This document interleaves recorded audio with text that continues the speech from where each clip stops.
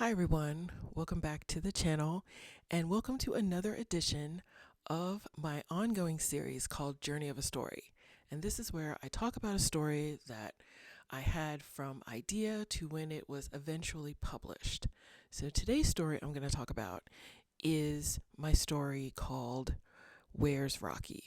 And this is one of those rare stories that was actually from a real life incident, and I kind of took it and ran with it. So, back in the year 2012, I briefly lived with my parents, and my mom had to get up at the crack of dawn. She was a minister, and she had to get up early most days, and she's just naturally a morning person. My dad is not. My dad is a total night owl. He stays up until I don't know, midnight, 1, 2, not too late, but much later than my mom, who's in bed by like 9 o'clock. So, when I was living with them very briefly, there was one night where I went to bed, and maybe about an hour later, I heard my dad knocking on the bedroom door. Now, my mom and my dad are used to their weird sleeping hours. And my dad snores like he is sawing wood with a buzzsaw. So my mom sleeps with earplugs on. And apparently she had accidentally locked the bedroom door. It was one of those push locks. And so she closed the door and accidentally locked it. And so my dad, first trying to get inside to go to sleep, was trying the door, wouldn't work. He sometimes scratches on the door instead of knocking so that, you know, people will know to open it. But my mom had her earplugs in. She did not hear a thing. She was dead to the world, sleeping away, and did not hear my dad. And so he started knocking on the door a little bit louder. And I thought to myself in my very early phase of sleep, because I was just drifting off to sleep, I said, "Is it an emergency?" And I said, "No, if it was an emergency, he would be yelling, he would be screaming." And so I just figured that something had happened and he was trying to gently wake her up or something. I didn't know. All I knew was nobody was yelling fire or get out of the house or anything like that. So I drifted back to sleep. The next morning, I got up, got dressed, and I don't know if I was working from home that day or if it was a weekend and I didn't have work. But my dad said, "Yeah, your mother locked me out of the bedroom last night." And I said, "What happened?" And he said, "I don't know. Well, I went up, I tried to open the door and it was locked. And apparently my mom came downstairs and was like, 'How come you never came to bed?' And my dad was like, 'The door was locked.'" And yeah, she didn't hear him. She didn't hear him. And we all thought it was hilariously funny. And it is one of those stories that we tell. Yeah, remember the time you accidentally locked dad out of the bedroom and he had to sleep downstairs on the couch? And he was kind of put out too. He was like, "Man, I had to sleep on the couch. That thing's not comfortable." So, needless to say, my mom was very careful from then on not to lock the door. And my dad survived. Okay, the couch is not the most comfortable, but it's definitely not a terrible thing either. But it was pretty darn funny. And we had a good laugh about it for a very long time. And that kicked off the idea for my short story. I had this idea about what if there was a guy who got locked out of his bedroom by accident and he disappeared for a day and no one noticed. And that became kind of more of a deeper theme throughout the story. I sort of started to dive into these sort of invisible people that we see every day And what if they just weren't there anymore? More than, say, like a homeless person that you see all the time, then one day that homeless person's not there. More than that. It's more like the guy that you see at the gas station every time you fill up your gas tank, or that cashier at the grocery store that you see all the time, and you always say hi to them, and then one day they're just not there. Those kinds of things is kind of what I was thinking about.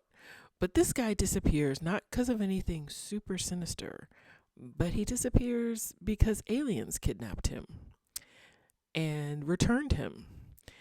And he didn't realize that he was gone. For him, no time had passed. He wakes up, he's on the couch.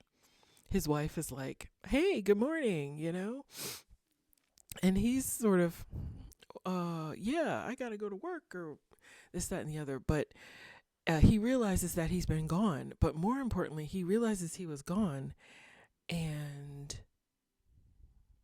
nobody missed him. His wife thought he had gone to work earlier than her, so she doesn't think anything of it. His coworkers are like, "Oh, I guess you had the day off." Nobody was keeping track. And he's a salesman, by the way.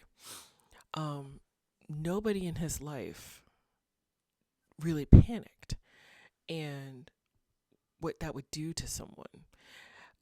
The title of the story, "Where's Rocky?" refers to the guy's cat, because the cat has disappeared, and nobody knows what happened to the cat. So I won't give away all of the story, but essentially the cat does come back. The aliens do return the cat. It's a humorous story, not a scary story.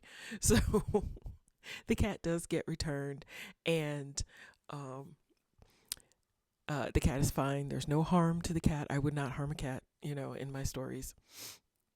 So it was a fun, interesting sort of meditation on people's meaning, how they derive meaning in their lives, and whether or not the people around us, would we miss them if they were gone? Not just like your spouse or your family, but like, that guy you see at your coffee shop every day, that kind of thing. The other thing about that story that I really enjoyed and why I wrote it is because I have been told that one of my strengths as a writer is dialogue. I'm pretty good at it. I've worked hard to create dialogue as movement, and maybe one day I'll make a video about that. But I feel like dialogue can be a verb or an action in of itself. Saying something, the way you say it, who you say it to, how you say it, that kind of thing. But I've worked hard to kind of build this into my work. And so I feel that my dialogue is very strong, but I don't want it to be a crutch. I don't want to constantly find myself writing pages and pages of dialogue and no description, no character development, no setting, no anything like that. So I challenged myself to write a story that has no dialogue in it. There are no dialogue tags in this story. There's a lot of he told, she said, she told, they told, that kind of thing. And there's a little bit of sort of online forum talking. So this is sort of a traditional short story, but there are segments that are chat room transcriptions, because obviously the main character goes to the internet to see if anybody else got kidnapped by aliens and what that was like. So, yeah, because that makes perfect sense. I mean, come on. So, but the traditional dialogue tags do not exist in this story. And I did that on purpose. And I was partially inspired by the short story "Hell is the Absence of God" by Ted Chiang. That is like one of my top 5 most influential short stories that I've ever read. And there is no dialogue in that story either. It is completely either exposition or description. There's no dialogue at all. And he doesn't even put like sort of the cheat of like internet chat room type stuff. It is straight text. So after reading that story, and I had read it a few times, and I had read it a few years earlier, I had bought Ted Chiang's first collection of stories in 2002, and it's since been um, reprinted a few times, and I don't think that story's ever been really analyzed, but it's an interesting story if you just on its own. It's about what if fundamental Christianity was real, and so like when you die, you literally see somebody go to hell or they go to heaven, and one guy. His wife goes to heaven, but he knows he's not going to heaven. So he has to figure out a way to be with his wife. Anyways, it's a really interesting story. Um, my story has no kind of religious context at all. Where's Rocky is a pure sort of uh, comedic, yet with an undertone of, I believe, truth to it. And I enjoyed the story a lot. I enjoyed writing it. I enjoyed the challenge of not using dialogue.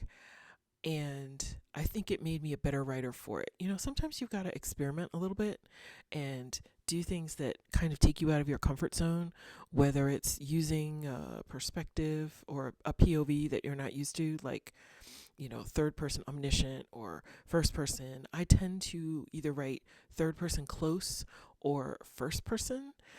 But there has been a couple of times where I've tried to write second person, and there has been a couple of times where I've written third person omniscient to varying degrees of success. So I just feel like this was an experimental story for me, not necessarily in terms of subject matter or style, but in terms of experimenting with my personal skill level.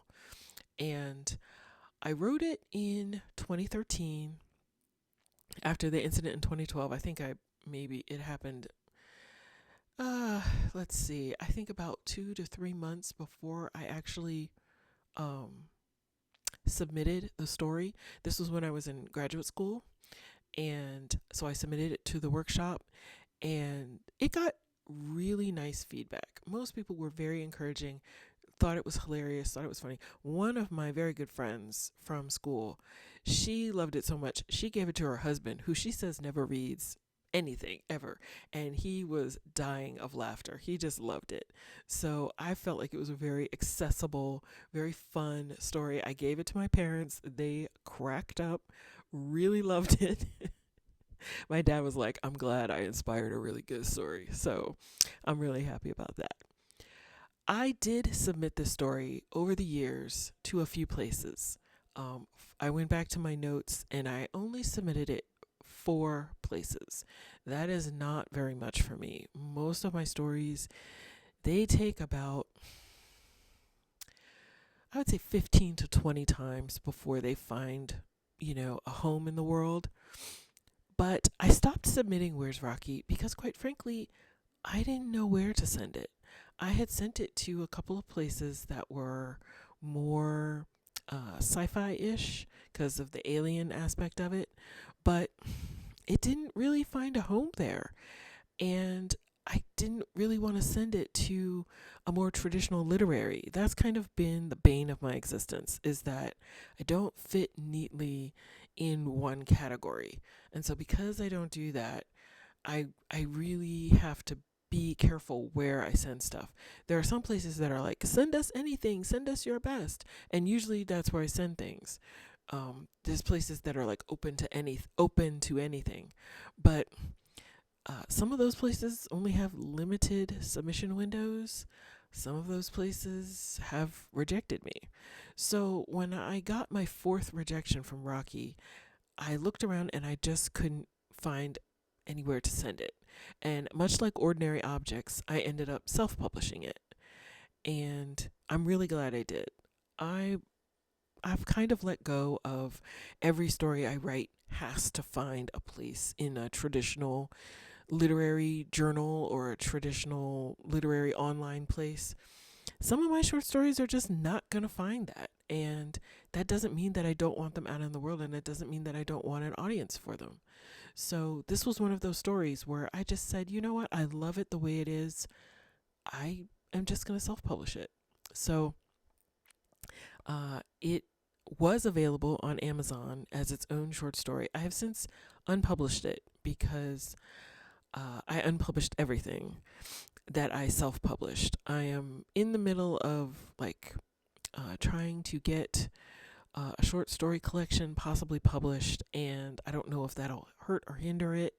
That Where's Rocky is in that collection. I will, however, make it available on the paid tier of my Substack sometime in the next few weeks. So this will be published January 19th, 2026.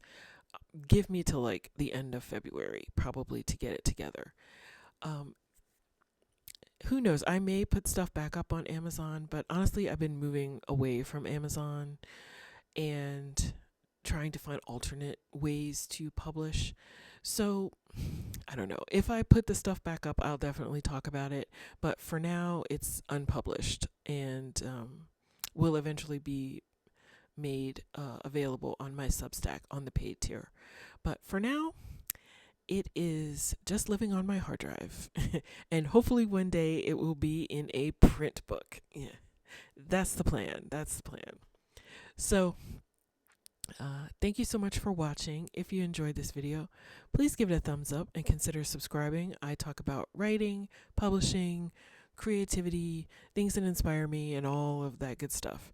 So if you enjoy that type of thing, consider giving me a follow. Thank you so much for watching, and I will see you all on the next video. Bye.